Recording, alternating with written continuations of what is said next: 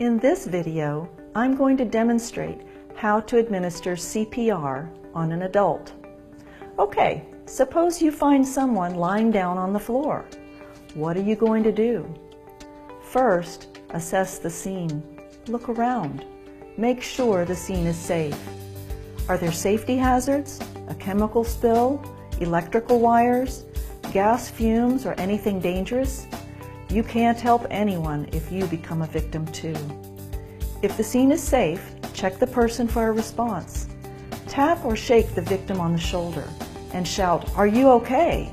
If you do not get a response from the victim, yell for help. Next, tell a specific bystander to phone 911 or the emergency response number and get an AED, and very importantly, to come back to help. Many facilities, stores, schools, airports, conventions, and sports arenas will have AEDs available. Next, check the victim for breathing or only gasping. You need to scan the victim's body back and forth from head to abdomen for at least 5 seconds, but no more than 10 seconds. Agonal breathing sounds like gurgling or gasping. It is not breathing. You must start CPR. Now check for a pulse. To locate a carotid pulse on an adult or child, place your 2 fingers on the center of the victim's neck. Slide your fingers down the side of the neck into the notch between the muscles. You should feel a strong pulse there. If the victim has a pulse but is not breathing, give 1 rescue breath every 5 seconds. Then recheck the victim's pulse every 2 minutes. To perform a rescue breath, gently tilt the victim's forehead back with one hand, and with your other hand, lift the victim's chin. This position opens the airway.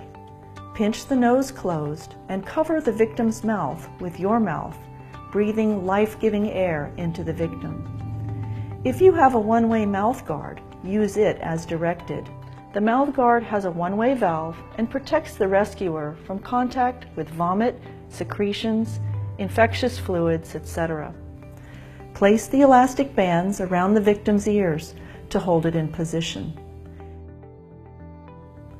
Give 2 rescue breaths, 1 second for each breath.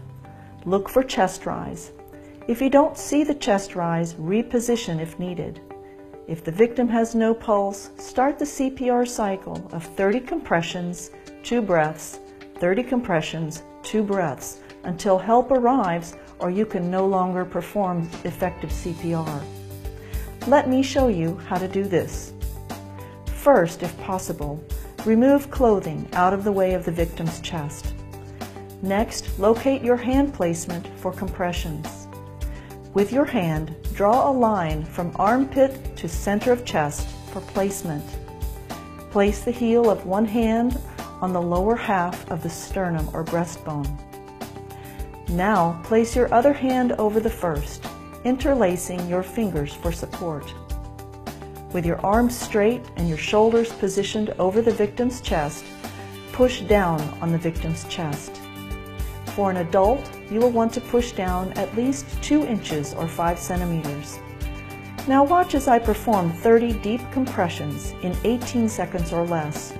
You want to be able to give at least 100 compressions in a minute. You may lift your hand slightly off the chest between compressions to allow for full chest recoil. But keep your hand placement. Keep interruptions to a minimum. It helps to count out loud. Some say humming the tune to the 1980s pop tune "Stayin' Alive" is good for keeping the right tempo. I'll give 30 compressions in 18 seconds or less, counting out loud to 30. After 30 compressions, give 2 breaths.